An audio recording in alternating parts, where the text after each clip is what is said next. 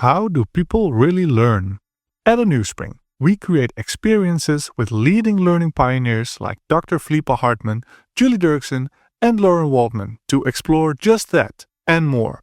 Don't miss our next Love to Learn experience, an event series to help and inspire you to create training based on how people learn best. Find out what's coming up at anewspring.com/events. If you're in workplace learning, Learning Technologies 2025 should definitely be on your radar. It's happening 23rd to 24th of April at Excel London, and the scale is huge. 11,000 visitors, 1,000 conference delegates, and a free exhibition with over 200 L&D solution suppliers. The conference theme, People, Technology in the Future, Decision Time, taps into the biggest topics in L&D right now. With 80 expert speakers and 30 sessions, they'll cover AI, skills, personal growth, and practical L&D essentials. Booking opens at the end of January. Check out learningtechnologies.co.uk for more info. Everything changes. Everything's changing all the time. Getting hotter or colder, bigger or smaller, more or less alive. And yet we like to talk about change as if it's something out of the ordinary, an aberration. More than that, we seem to want to believe that the global changes affecting business in our own time are somehow bigger, faster, and nastier than anything that has happened before. Personally, I always thought that last idea was ludicrous. Until now. Welcome to The Learning Hack, a podcast about the people and technologies that are creating the future of learning. I'm John Helmer.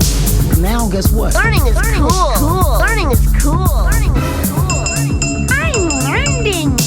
Learning is fun. Knowledge is power. Knowledge. Education.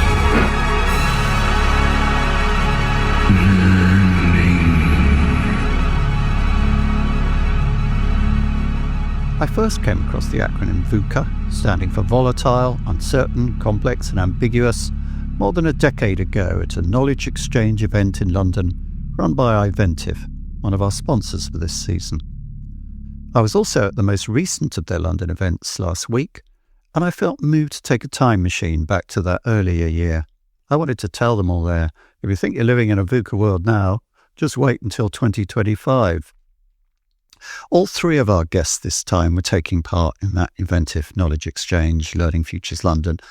At times it seemed like the whole event was about change, the changes AI is bringing, how you transform something as resilient and stubborn as company culture, and how you shift the focus on individual performance to team performance in an age of hyper-individualism. It's all about change, and we've got a whole typology now. We talk about disruption, we talk about transformation, changes in the rate of change.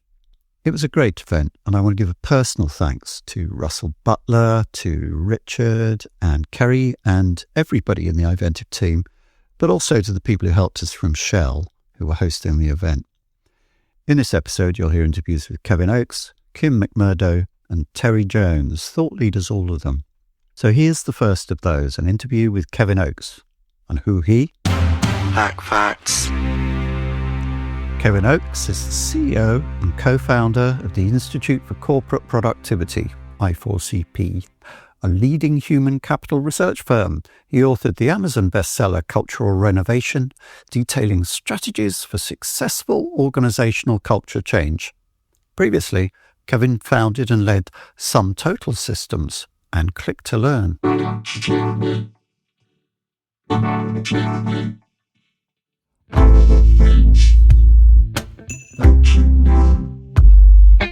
So Kevin, welcome to The Learning Hack. Thanks, John. Good to be here. In your book, you talk about culture renovation rather than culture change. You know, people talk a lot about change in learning and HR, but renovation rather than change. What's the difference you're getting at there? Why is renovation the better way to think about transforming organizational culture?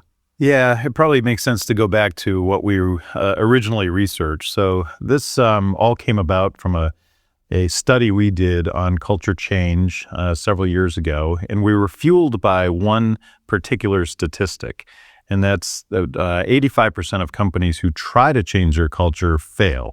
In fact, only 15% will tell you they had success in changing their culture. And as we embarked on this study, what we were trying to uncover was a blueprint of those companies that succeeded that we could share with others. Were there commonalities that they embarked on that we could then put into a playbook that other organizations could learn from? And we did find 18 action steps, leadership actions that companies could take in order to effectively change culture. Now, when we went into this, we were using the common term culture transformation. So if you Google that, you'll get millions of hits on culture transformation. As we studied those successful companies, we recognized none of them transformed themselves. They didn't become something completely different.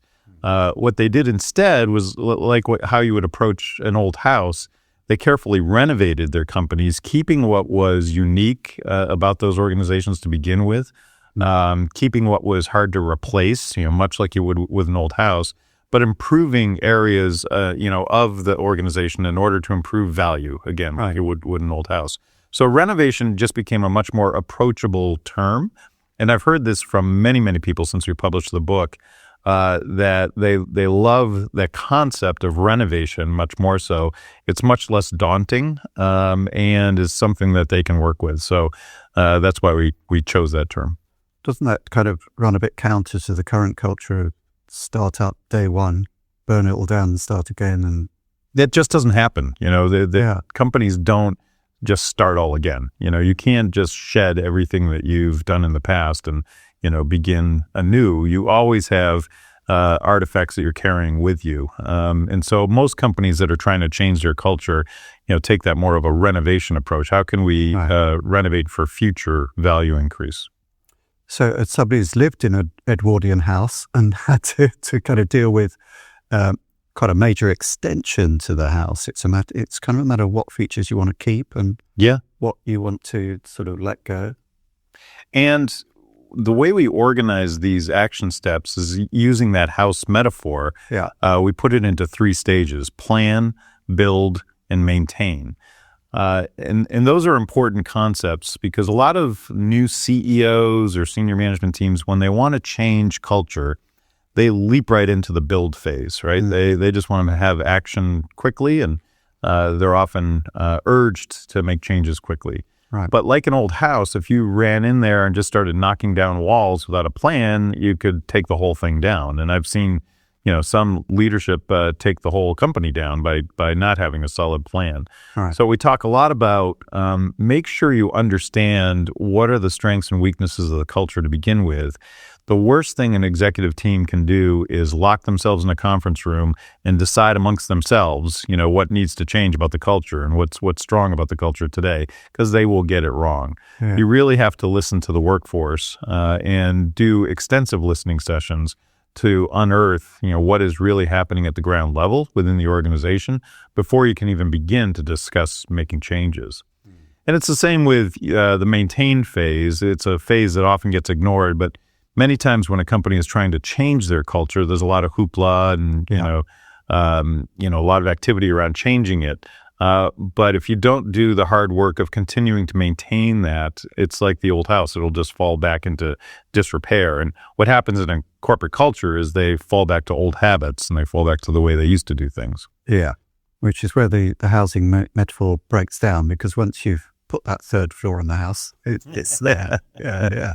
It's a loose metaphor, John. Yes, loose. Like all metaphors, shouldn't be taken too seriously.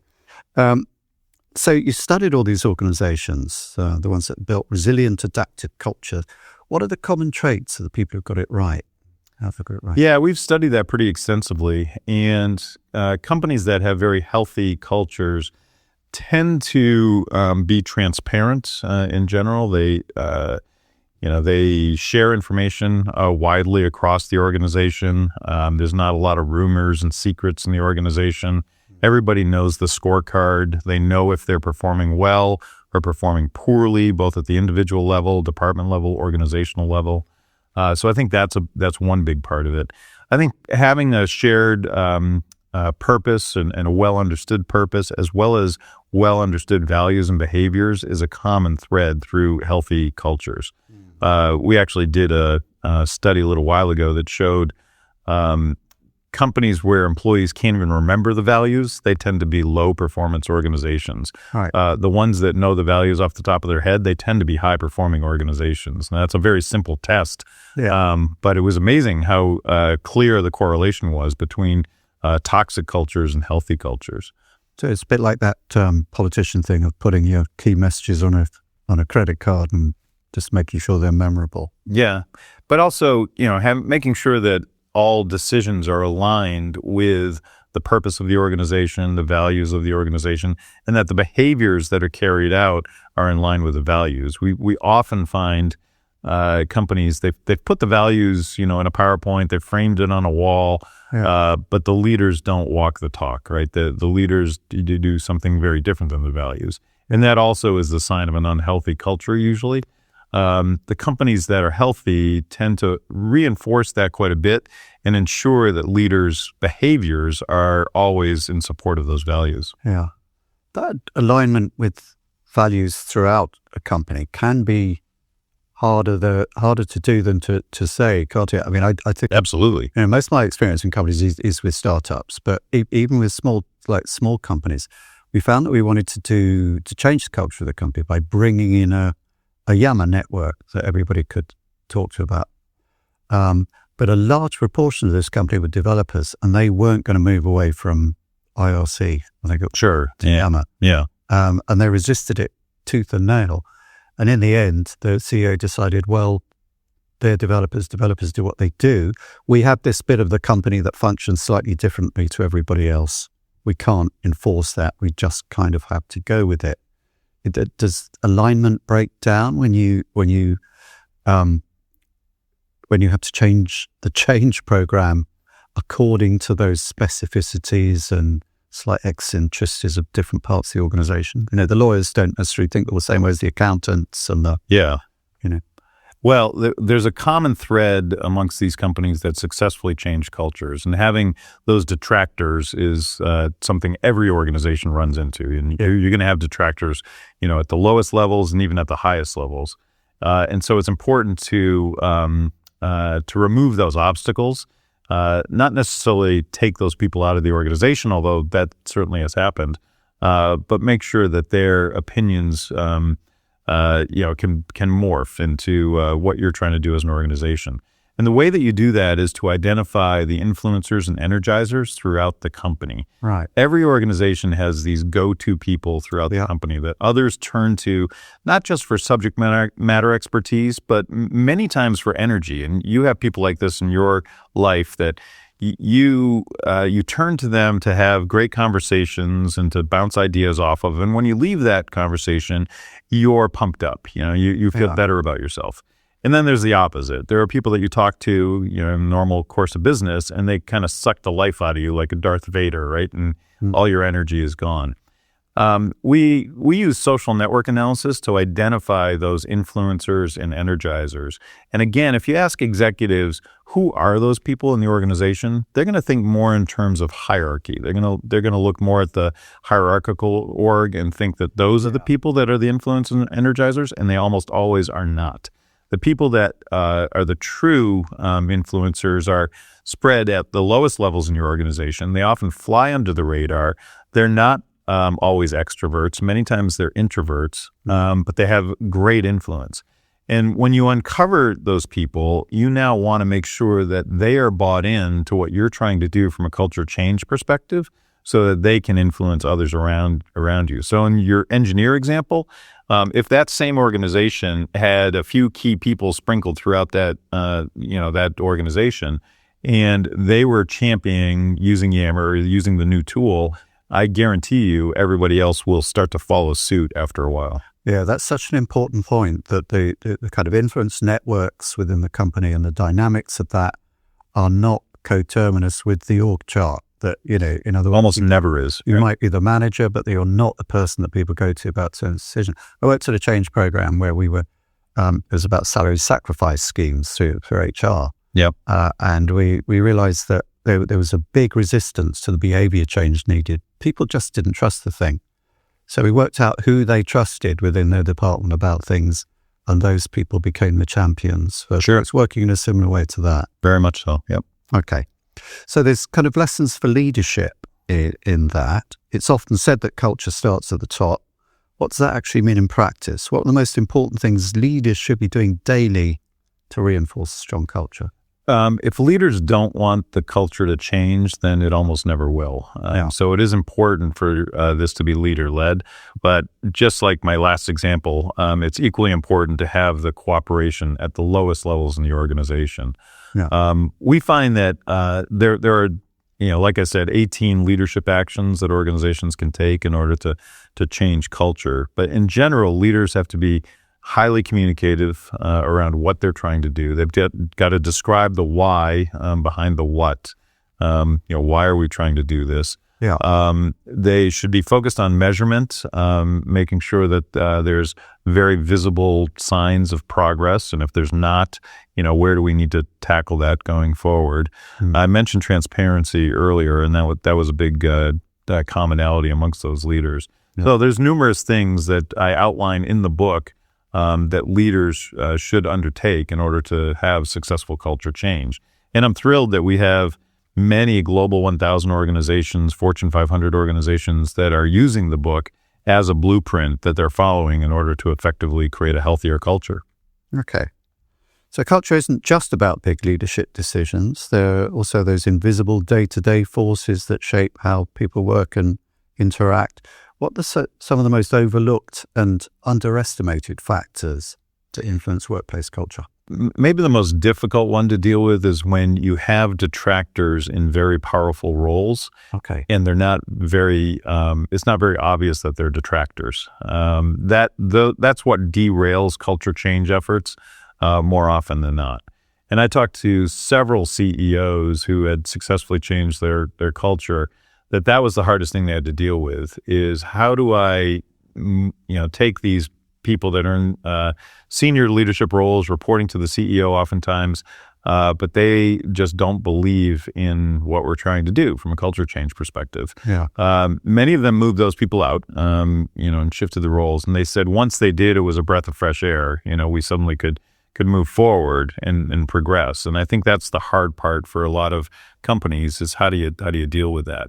We find that there's a number of companies that resist dealing with the brilliant jerk, the person that is the best salesperson, or the top engineer, or maybe a brilliant marketing mind, and they execute very well, but they leave a trail of disruption in their wake, right? And we all know people like this. Yeah. The hardcore companies around culture, they don't let that execution success cloud their judgment around those individuals, because the ends doesn't justify the means, and so they deal with it. Microsoft's a great example. I highlight Microsoft a great deal in the book.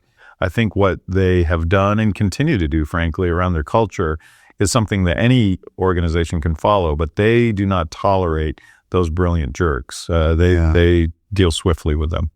Right. So when it comes to sort of performance, it's not just a matter of, all right, I want the high performers in this company and everyone else can just leave. You're going to end up with a skewed organization. That's right. That way. So you talked a bit about measurement and tangible measures. Culture is often seen as a soft thing that's hard to measure, but you argue that it's trackable. What are the most effective ways to measure cultural? Yeah, first of all, you can absolutely measure culture, and many organizations are today, which is great to see. Yeah. They're often doing it through an index or a dashboard that's made up of several different measures that come into the organization. Right. I think a lot of times people just think about an engagement survey and say, oh, is that the culture measurement? And that is not. That's one small piece of data.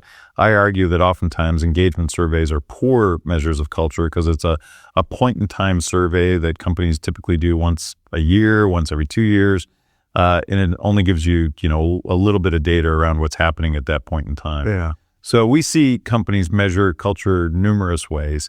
They certainly apply business measures to it. What is our customer success rates, whatever business they might be in, measuring the business results over time. Also measuring things like employee net promoter score. We put a lot of effort into customer net promoter score. Yeah. Employee net promoter score can be very insightful, I think, and just seeing how are your employees talking about the organization. What's your employer brand externally? And measuring that over time is what's critical. It's not important to measure your culture versus somebody else's culture. It's important to measure your culture over time. One company that I think does a great job at this is MasterCard. Their CHRO, Michael Fricaro, has written a wonderful article about how they created a culture index, and they make this visible to many, many people, both inside and outside the organization, to show how their culture is morphing over time. And we've done lots of articles on this and lots of research studies, so you can definitely see those out on the website. But there's numerous metrics that go into this. Yeah. How about things like newer forms like sentiment analysis, kind of looking at what people are saying on teams or? Yeah, I love sentiment analysis, both internally and externally. I think looking at what is being said on your internal social channels is important. It's equally important to look at your, Glassdoor and external social. I was going to mention Glassdoor. Yeah. So a lot of people cringe when I say that because Glassdoor can be very caustic. It can be more dominated by disgruntled ex-employees. Board meetings that got completely hung up on a particular negative post on Glassdoor. Yeah, you can't do that because that'll drive you nuts trying to decipher just one comment on Glassdoor. But what you do want to look for are trends. And if you have enough reviews on, there or Indeed or Comparably or any external social site, you can start to spot, trends and commonalities across those that I think can be insightful. Okay. So workplaces are changing fast. AI, hybrid work, shifting employee expectations. How do you see the concept of culture evolving in the next 5 to 10 years? Difficult at the moment to talk about next 5, 10 years. And what should leaders be doing now to future-proof their company culture? Well, you just highlighted a lot of words that I use many times. So future-proof is a big one. Culture will always be evolving. And so what you want to do is create a culture that is change-ready, one that not only accepts change, but looks at change as an opportunity going forward. That's what the highest performing organizations do. Anytime there are changes in their environment, in their industry, what have you, they will look at how can we exploit that change, and what are the opportunities for us as an organization. It's the companies that have workforces that dread change and hate change. Those are the slow-moving organizations that tend to be the also-rans overall. So I think, as AI is a great example. Certainly AI has already affected organizations immensely, but we've only scratched the surface. Yeah. And what our research has shown is the companies that are operationalizing AI today, meaning that they have it both from an efficiency and effectiveness perspective within their organization, they tend to be the higher performing companies. So the strong are getting stronger through AI. The companies that are just in experimental mode or maybe ignoring AI, those are low-performing companies by our measure. And we measure performance by companies that have better revenue growth, market share, profitability over the a 5-year time horizon. So we're constantly measuring this.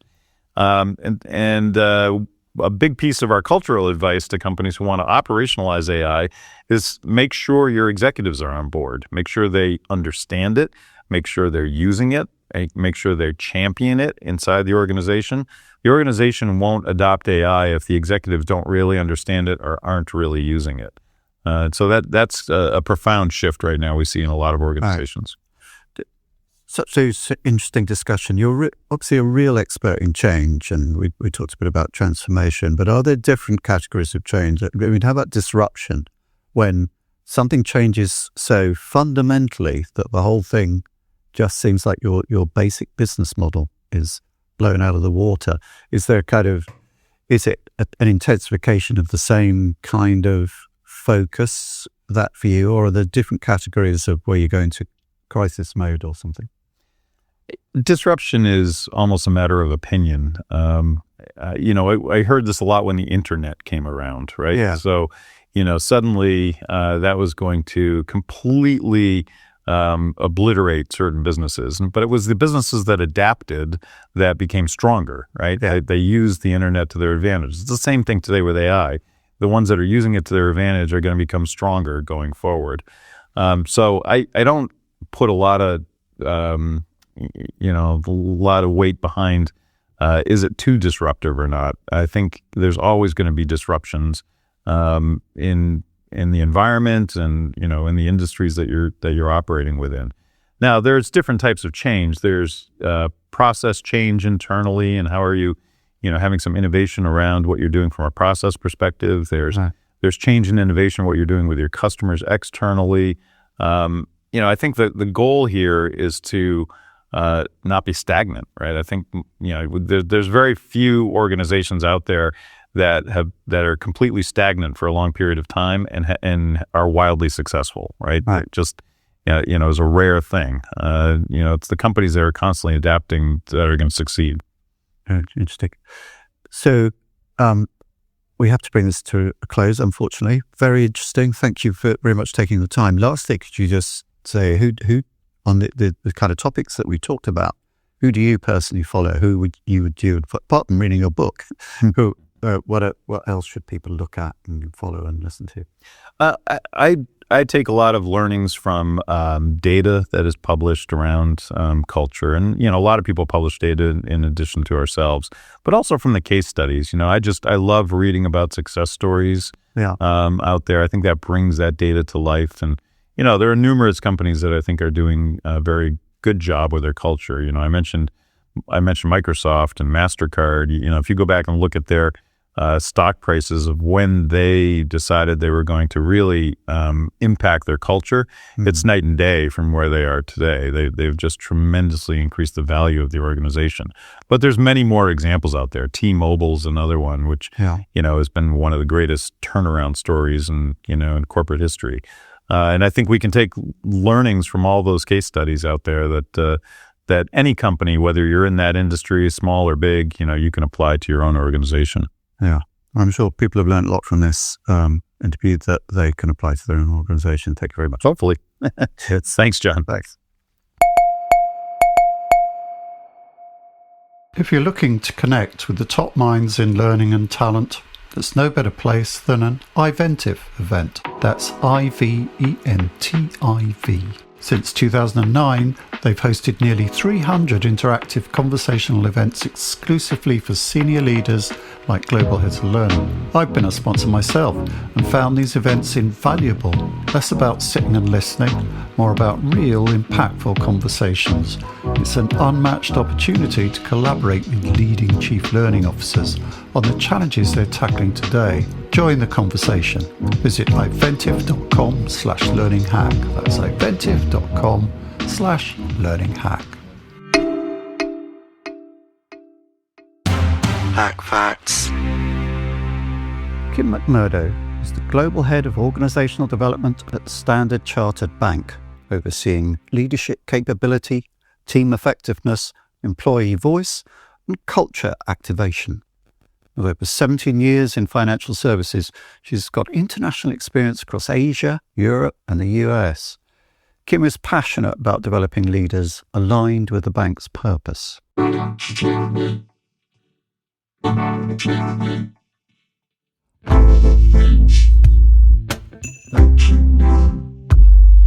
Welcome to the Learning Hack. Thank you for taking the time. Thank you. You're head of OD at Standard Chartered Bank. 83,000 colleagues in 53 markets, core markets being Asia, Africa, and Middle East. When it comes to learning, organizations have a lot in common, but every business has its specificities. What are the particular challenges for Standard Chartered in your role? So I would say, akin to a lot of global organizations, there is, I guess, a specific challenge and opportunity of how do we work in a hybrid environment. So we have long, well before the return to office debate, Standard Chartered has been a truly global and hybrid organisation working with colleagues in over 50 markets. So I would say, how do you get colleagues learning in a network where those nodes of the network might not even be co-located, I think is an interesting challenge. And I think as a organization that has cross-border as its strategy, so that's our key client value proposition, it's how do we truly have learning that cross borders? Okay. But a big area of interest for you, I know that came out in the session I saw. It's a really good session, by the way. Brilliant. Thank you. Is the team as the unit for organizational success rather than the individual. And in this era of hyper-individualism, with the individualism on steroids, actually lately, with the discourse about performance focusing heavily on individuals, and also technology providing ever more clever ways of personalizing stuff to the individual. And we're all very much into that kind of individually personalized digital experience now. Everything kind of focused on the individual. What is this about? Are you a dangerous communist?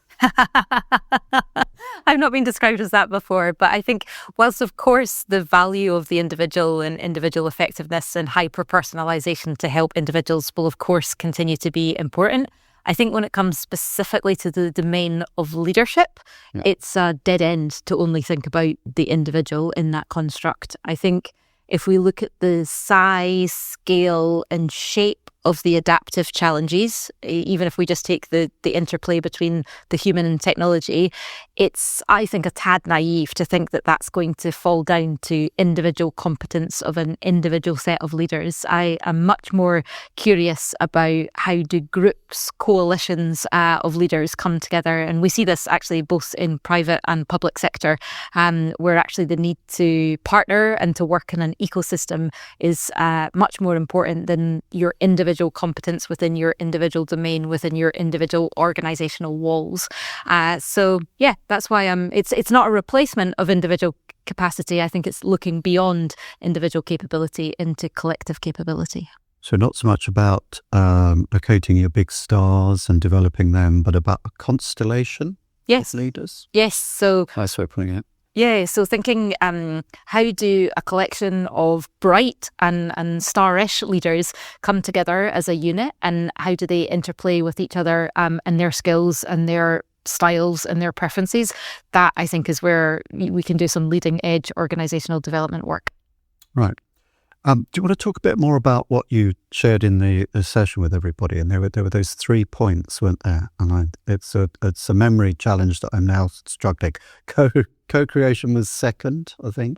Yeah. So but what was first? So the first area was around having big groups of leaders learning together. That was really the first. So social learning, peer learning at scale was really the first area that we talked about that I think is so important. If you are majoring on the collective, not the individual, then don't go do learning in the shadows one-on-one with an executive coach. Do it out loud in big group collectives, I would say, was number one.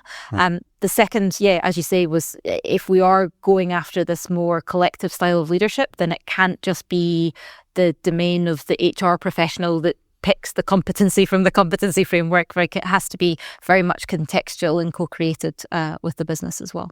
Right. And what was the third one again?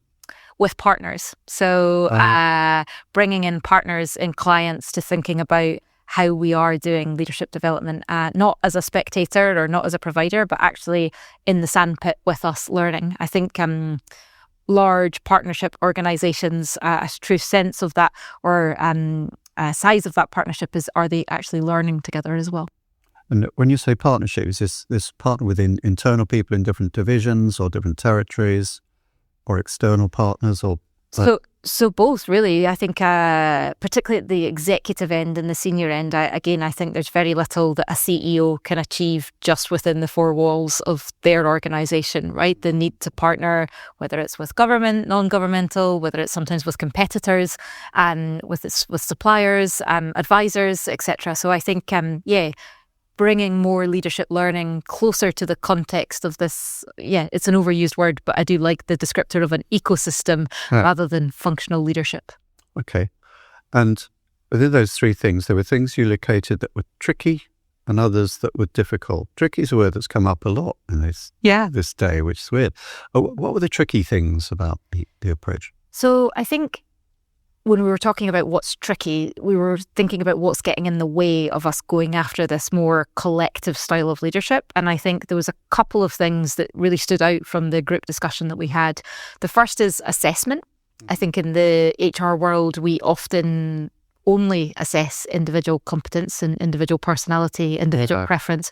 There isn't really too much work being done on assessing collective or institutional capability. So that was point one. And then the second one that I loved, which is what one of the participants shared, is patience.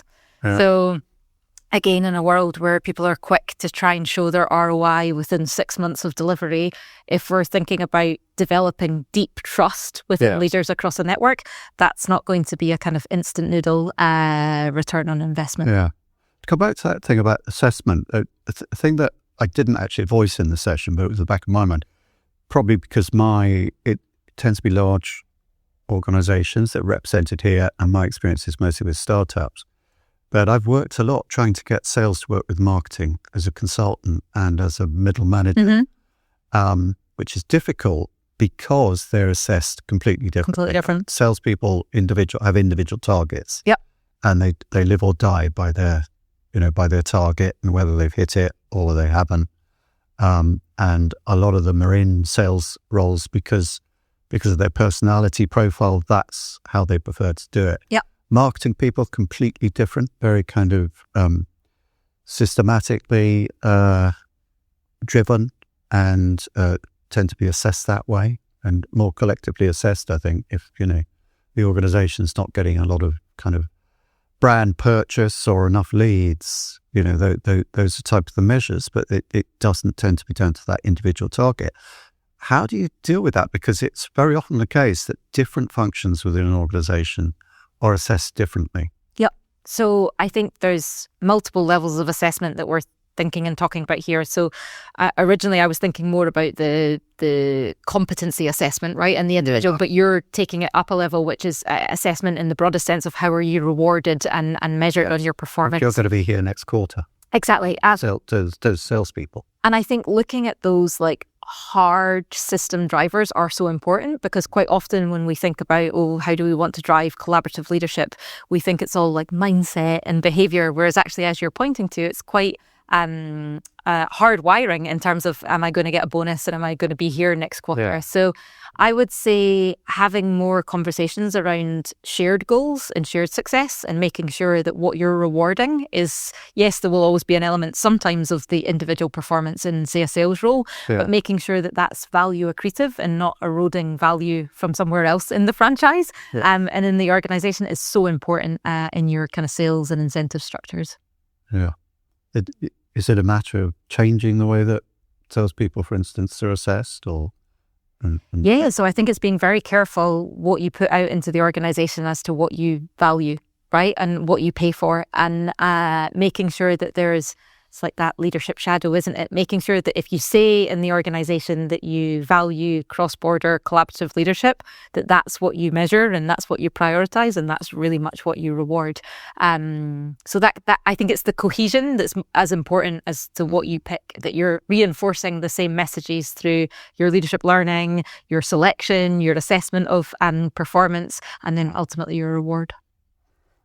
You just reminded me there, I'm hopping around a bit here, but a resonant phrase that stuck out for me was the hierarchy, not the hierarchy. Do you want to explain what that means? So I can't claim credit for that phraseology. It's a wonderful Professor Tony O'Driscoll who does some of our leadership learning. Right. But why it's stuck with me is I think quite often in large organizations, people are adept and skilled at using the hierarchy and using the official kind of command and control style of leadership as to how do you go up, down and sideways in the organization.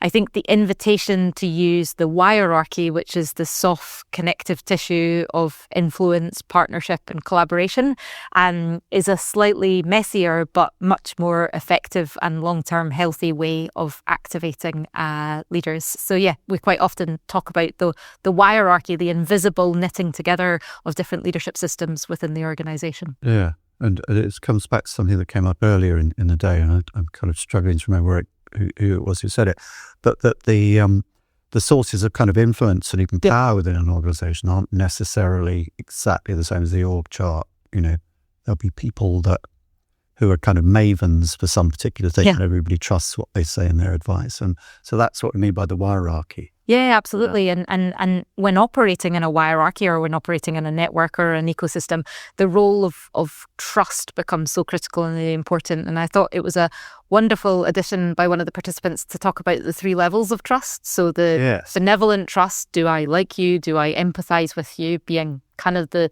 least helpful in a network. Then the kind of capability trust, do I believe that John has the skills to do the job? And Well, of course you do, yeah. being, of course. And then the third level of trust being dependability trust. So not only do I think you have the skills to do the job, but can I rely on you to get it done? So I think the role of trust in these kind of systems is so fascinating and important. Yeah, I think that was Kevin Oakes brought that up, who I talked to earlier this morning. Another thing that you said that really interested me was that rather than kind of focusing on the top level of leadership in terms of leadership, it's really important to look at the kind of people who are on the way up in the middle, in earlier parts of their development as leaders and managers, because that's the way you kind of see change in the organization to carry on in years to come. It's kind of a good long-term view. Perhaps difficult for C-suite to get their heads wrapped around when they're focused around the next quarter. That's quarter sales and the share price tomorrow. Yeah, I think where I found the C-suite very helpful in that, however, is that I think by nature of making it to the C-suite, these individuals do tend to have an eye on purpose, an eye on legacy. And I think all leaders, when exiting the C-suite, want to feel like they're leaving a kind of positive legacy behind. So I found it quite an easy sell, actually, to suggest to C-suite that actually it's not all about them and it's not all about the top and the executive leadership. It's deeper in the organisation. So I think I feel lucky to have worked for an organisation that is very empathetic to the leadership mandate all the way in the organisation. I think we should focus on all levels of leadership, but very much the next generation. It's a key moment to be working with. Right. And also not to dismiss people who might be perceived as mediocre, because Kevin was saying that if you make changes at that level, in other words, people who aren't massive star performers, if you can increase their performance by incremental amounts, you can actually have massive effects on the productivity and performance of the organisation. Yeah, and I think this is a big important point into how do you approach leadership development in your organisation. I'm sure there's many schools of thoughts, but there's one where there's this kind of like remedial approach where I'm going to take the 10 things that people are defunct and are deficient in and fix them. That's very much not the style that we... That was going to be my next question, was if you're taking that approach, looking for kind of early stage managers and also those who aren't performing magnificently, how do you stop that feeling like it's remedial, like training for punishment, which training's often kind of received and thought of as, oh no, I've got a good training, I must have done something bad. So I think a couple of things on that. I think one is making sure that you're very much co-creating with your business. What do they need? And it feels like it's you asked, we've given. And the second is making sure that it's not just all about teach, so that you've got peer learning, you've got learning from other leaders. So it's about creating the connection among those leaders as opposed to punishing them. And then I think the third is really being comfortable that it's a multi-skilling strategy. So it's not, I'm going to take these 5 skills and I'm going to move them from A to B on these 5 skills. That will obviously happen, but it's also meeting leaders where they're at and having context-rich leadership development strategies and techniques that are about giving people what's helpful to them at that point in time, as opposed to this prejudged sense that, people are defunct in empathy or whatever it may be. You shared a paper with me from McKinsey that you found inspiring on leadership. Could you kind of sum up in a nutshell what you really like about that paper? I really like the fact that the unit of analysis is teams, not individuals. And they had some pretty compelling data on the driver of team effectiveness and overall organisational performance, not coming from the myths of putting your best people in each job. Yeah. It's actually about how the best people are sometimes perhaps the right people, or the second best person can work within that construct. And I find as HR professionals, if we're working at the enterprise, organisational, team and individual level, it's the team level where we often don't spend as much time. So I found it particularly inspiring to say, actually, we're playing a team of teams games. We're not playing an individual game. So we were talking about peer learning, and this is really a peer learning event. What interests you about what came back as a reaction to your session? Because it's very interactive in this events. Two things that interested me. One was most of my peers are grappling with this in some way, so we could look at the problem statement, I'd say, relatively coldly almost, and not see it as something that only one organisation is struggling with. And I think the second thing I loved in the peer learning was just the long range vision. So the gentleman that we had who shared the 7-year progress that he's been on with his CEO to get to the point where the collective and shared ownership of collective goals is valued. So I think when you're playing a long game and it's a marathon, having sessions like this that you can take encouragement from your peers, I think is super important. So you've recently been promoted from a role that focused on leadership. Congratulations. How would you look at spreading this team-based approach into leadership across an organisation like Standard Chartered? So as opposed to kind of narrowly focusing on leadership, focusing on organisational development across the whole, how would you spread that team-based approach?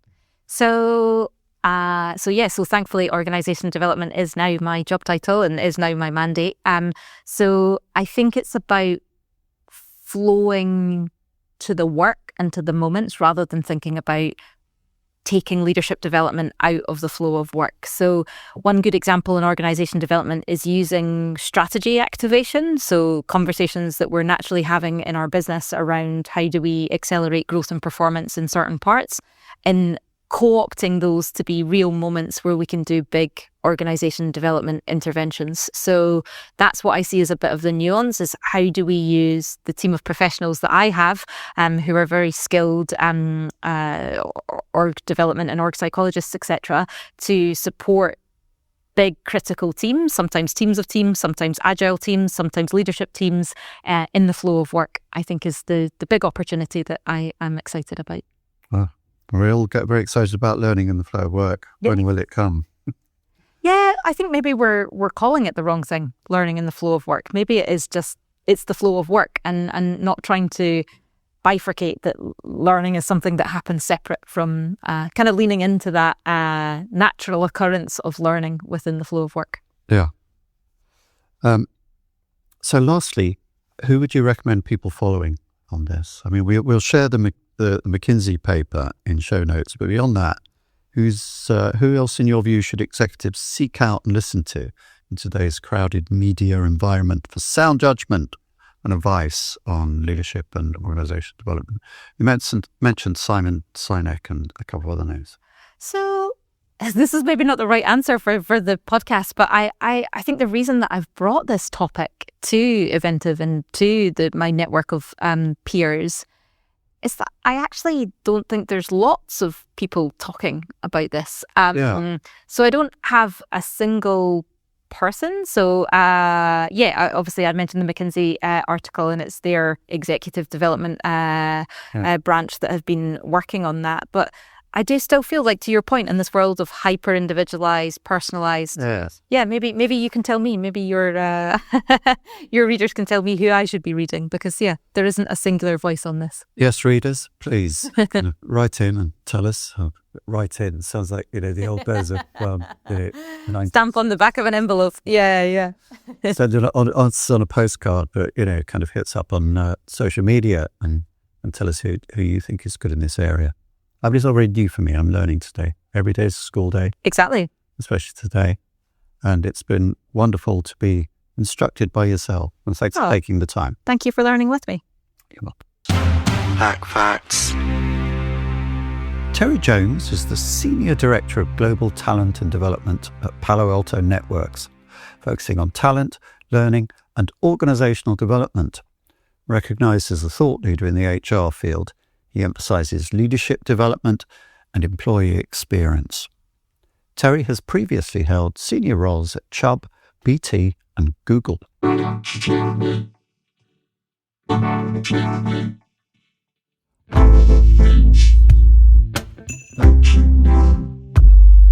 Hi Terry, it's great to have you on the podcast.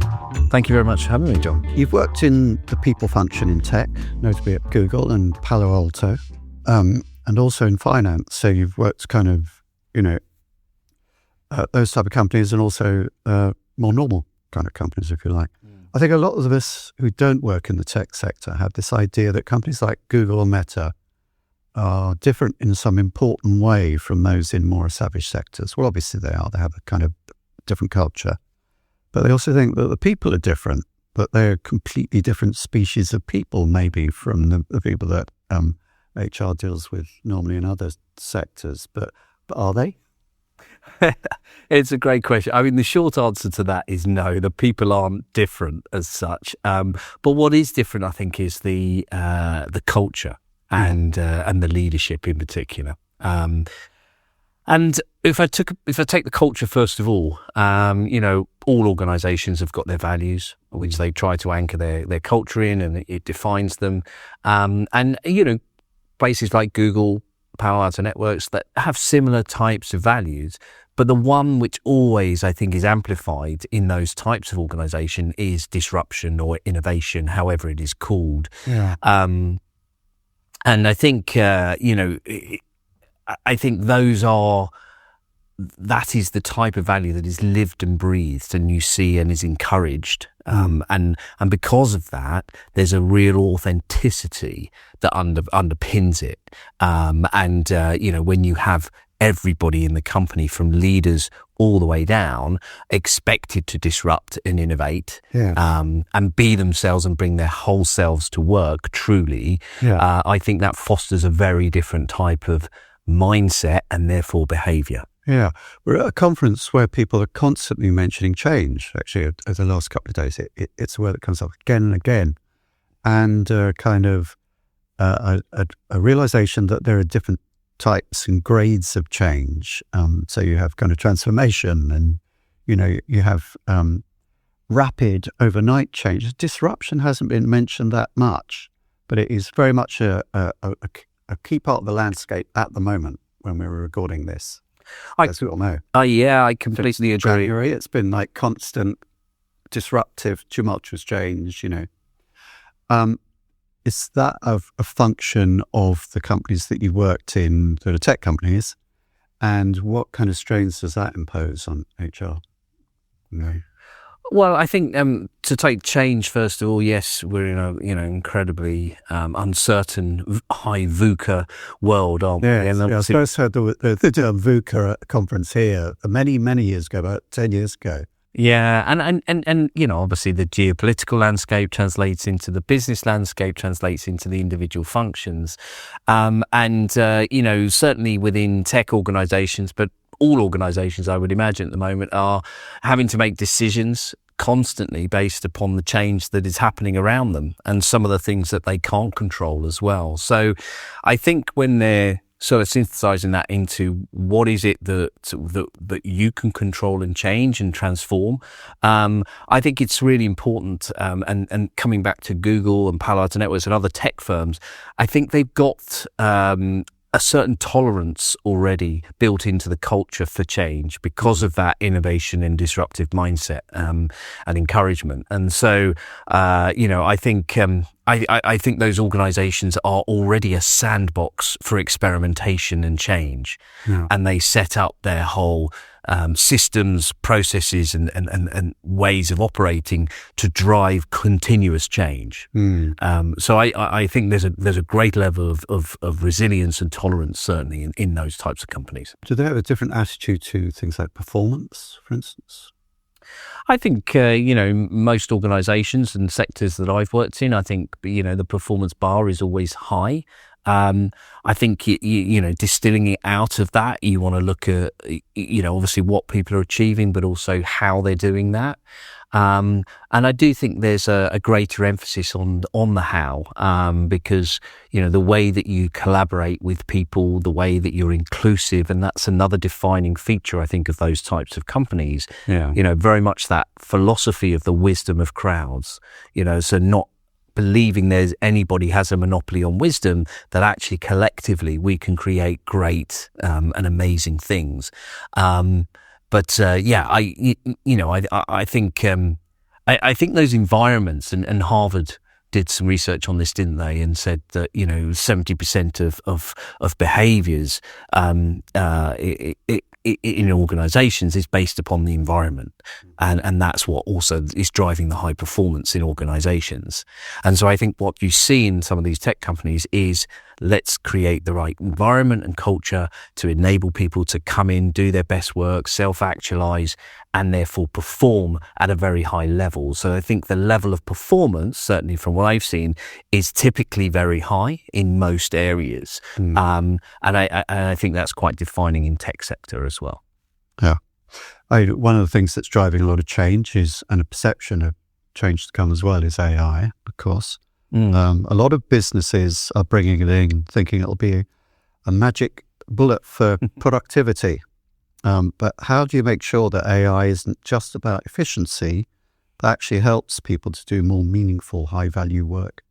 Yeah, I mean, it's really interesting, isn't it? Obviously, AI is it's an omnipresent part of our vocabulary now, and it comes up in majority of conversations, certainly that I have with leaders across the business, with leaders within HR functions, and I think the key principle here is about continuing to lead with humans, empowered by the AI, rather than letting the AI overpower or immediately jumping to the AI as a solution. So the best use cases actually that I've seen is where AI is augmenting what people's current work and role is. And so for an HR professional, for example, it could be about the way that we assess performance and identify very targeted and precise interventions, whether that's translating into hiring particular types of skills and people that we need, or whether it's about development and making that a bit more personalized. And so, in that example, it's allowing greater focus and precision and efficiency in order to do that. But I think, it was interesting it is important though for everybody in the company, I think, to have a baseline skill set around AI. And at Palo Alto Networks, we ran a learning series around AI. There was a non-technical series of learning, and there was some technical. And we had a huge amount of employees go through this, and obviously the non-technical was largely around large language model usage for productivity and how people can prompt engineer effectively. But we measured it really, really closely, and what we saw as a result was that there was a 53% increase of people's usage of AI and large language models, either on a daily or weekly basis, as a result of being educated in that space. So you're seeing, a massive tangible impact by educating your workforce on some of these models and using them day to day. And that equated to approximately 40,000 hours of saving for the organization every month. Wow. So what that meant, John, was that those people were then able to focus on even higher value work with the use of AI augmenting what they currently do and their existing tasks. So I think that's, the example I would use there as to currently how I'm seeing that we use most effectively. Yeah, so you're seeing the link there between AI and productivity, not just measuring usage, but the number of hours saved. Absolutely, yeah. Kind of monetary saving. Yeah. What's the first thing HR leaders should be doing right now to make sure that AI is a force for both human potential and business success? I think one of the first things HR professionals should do is not be fixated by AI and use it as a performance enabler. And it comes back to, I think, what Simon Sinek always talks about, which is, the why. That should always be the start point in terms of what's the problem we're trying to solve here. And then having identified that and clearly defined that, look at how we want to do it. And the what is really could be the AI solution, but it could be many other things. And so I think just sometimes reversing our thinking around, okay, this has got to be an AI solution, coming back to some of those basic principles around really why do we need to do something here, and what is the problem that we're trying to solve. So taking a really sort of structured approach to it. Yeah, thinking about my own usage, obviously I'm a freelancer and been kind of on my own, but it feels like that it's quite a difficult problem in a way initially that, you can go and see Sam, what's his name, at OpenAI talking about use cases for ChatGPT in the latest release and, the kind of upgrades. Yeah. And it'll be things like, wow, you can get this thing to book a ticket for the Super Bowl. I don't want to book a ticket for the Super Bowl. I live in America. And, a list of use cases, I think, how does that apply to me? And thinking through what I can actually use it for has been an interesting process and a productive process, but a little bit slow. And even yesterday, I think I learned something somebody told me you could do with it. I thought, oh, bloody hell, I do that every day. Yes, of course I can do that. But that feels to me like the journey. How does it apply to your specific work and your specific role and capabilities and so on? How do you scale an effort like that? Well, I think scaling anything really comes with real focus and structured implementation. And so the approach I would take, and again, I'll bring it back into the HR world because this is obviously the topic. I think first of all, diagnosing the performance that's needed in the organisation is key. Is the key start point for implementation with any solution, whether it's AI or otherwise. And then I think identifying, as a result of that diagnosis, the function or business areas that would benefit most from having AI.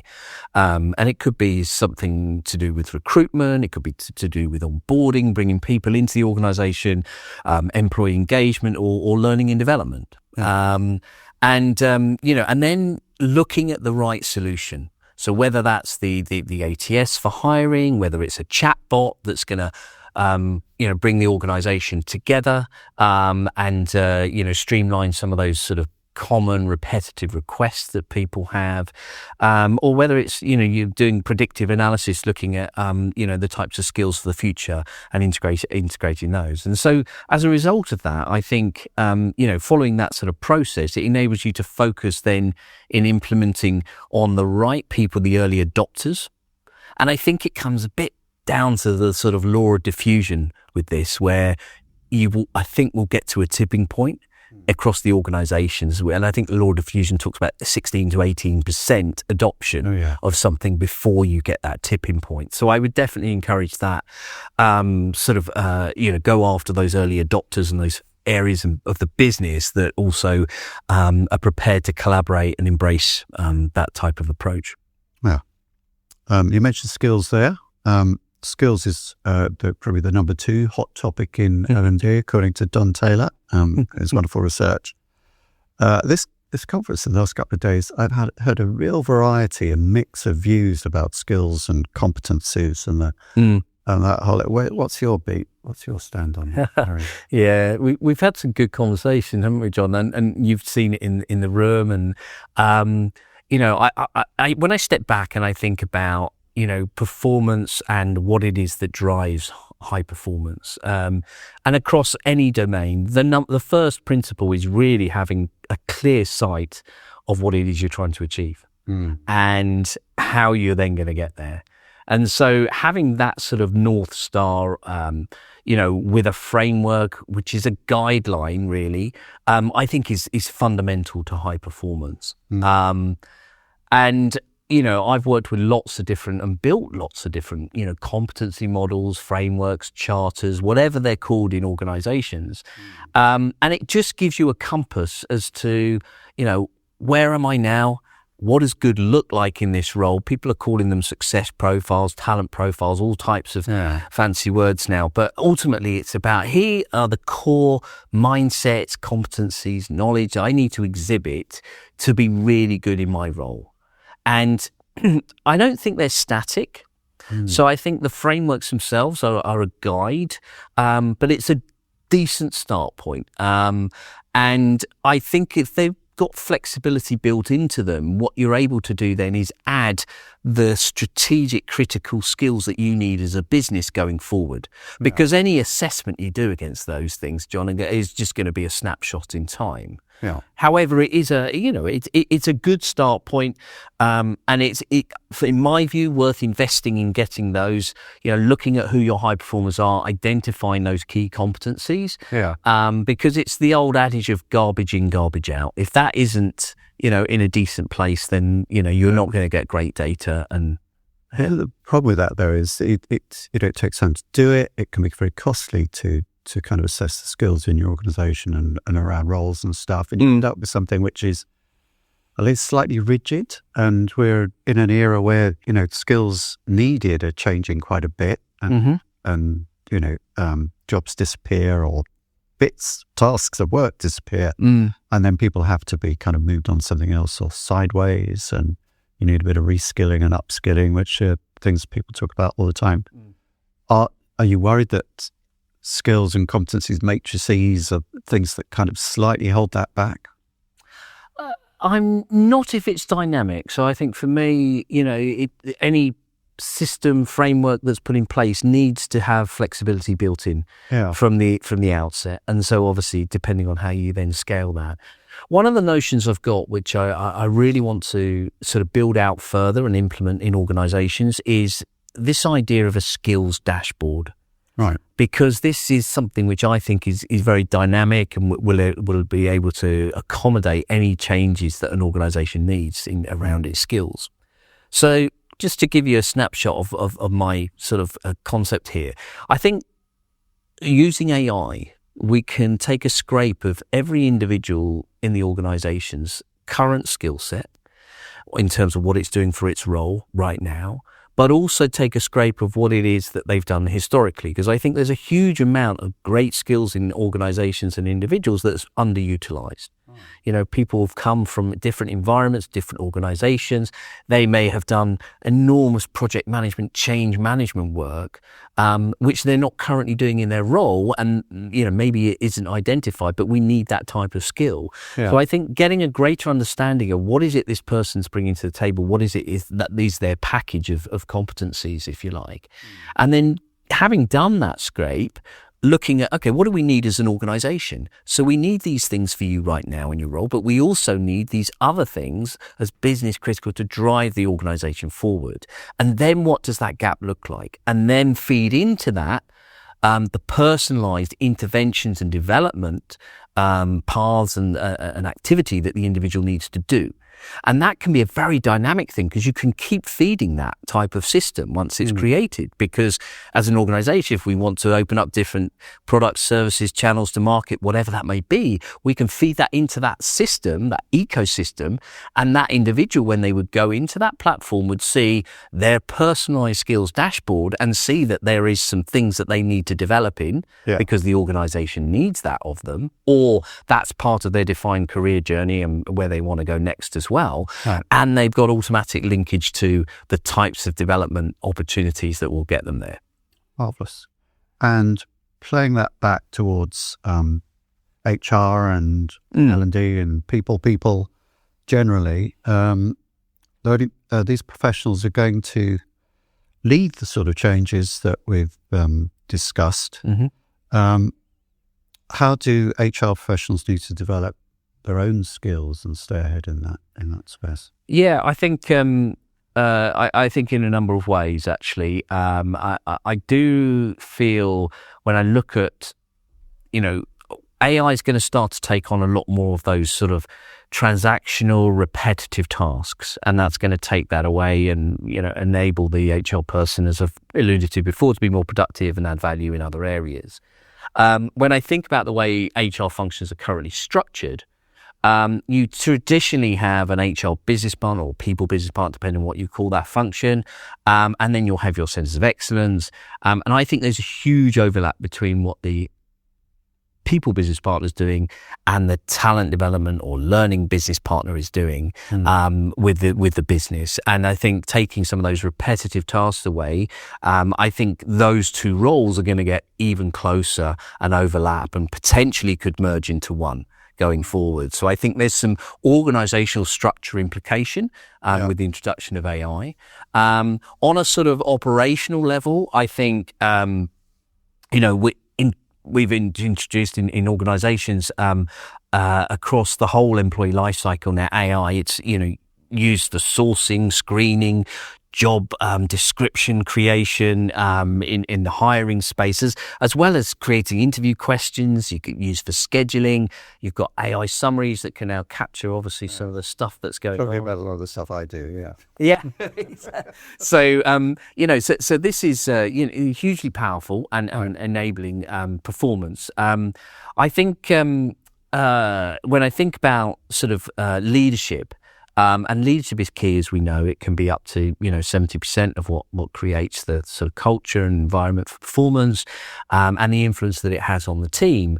I think it will be really important and helpful for leaders to be able to practice things like coaching and feedback, with avatars and using AI in that sense, and role modeling and collaborating as well across the organisation better. Yeah. So I think there's massive opportunity there. I think overall, the final example I give, and I think that there are many here of usage and the way HR leaders need to sort of up level and raise their game. But I think when we are hiring, developing, there's going to be a greater focus on some of those sort of human-centric skills. So things like, determination and resilience. What is it what thought leadership can people provide from an external perspective, as well, and bring in and sort of develop that curiosity and emotional intelligence. And so I think there'll be a greater focus on some of these things that will give people runway in their career. So I think there's a lot to be done. Just stepping back a second for an HR function, I think the mindset needs to be elevated to think more systemically as a result of this. What are all the moving parts here that need to change to introduce some of these AI solutions in the appropriate places? And that has, again, implications on the culture that's needed. I think we as an HR function also need to role model this. We need to eat our own cooking, and we need to upskill and remain really current on AI, its usage, and that as a result, I think, builds different relationships. Yeah. I have recently been working with people analytics, a separate sort of sub-function within HR, and, looking very closely at, assessing skills, driving performance, where are gaps within individuals, teams, functions, etc. And that's enabling us to be really intentional and deliberate about what we're trying to do, and then measure that relentlessly. Yeah. So it becomes a very dynamic ecosystem as well that, HR can start to work with. We're talking of thought leaders to wrap up. Yeah. You mentioned Simon Sinek. Are there other people that you follow and look up to for guidance and inspiration? Yeah, I mean, a couple of other podcasts I listen to regularly. Apart from the Learning Hack, of course. Of course, the Learning Hack is, an essential for any talent learning professional. But two others I think that are really quite insightful and quite different. I have a slight bias on them as well. So first of all, there's a podcast called Eat, Sleep, Work, Repeat. Yeah. Which is by a gentleman called Bruce Daisley. I used to work with him at Google. He used to run Twitter in Europe, and that's all about it's psychology, behavioural science around trying to create a better workplace. Yes. And a more productive, a more performing, a happier workplace, because happy people perform. Yeah. So some really interesting guests and things on that one. And also a gentleman called Paul Boros, who runs a podcast called Humorology.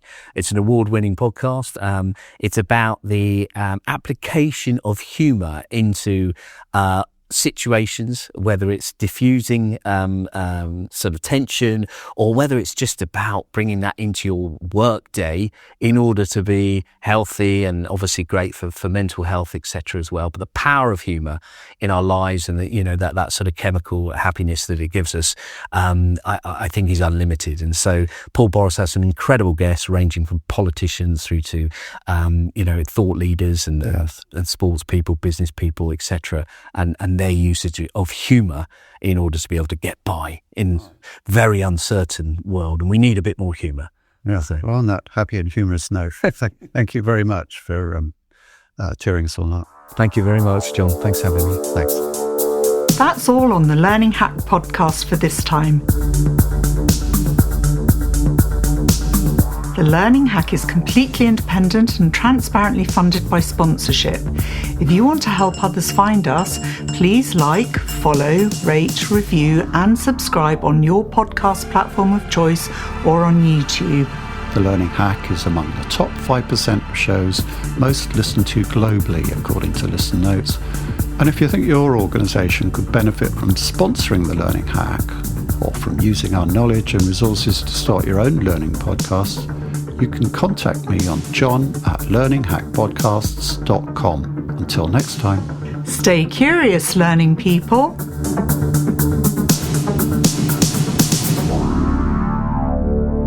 Now I finally get it.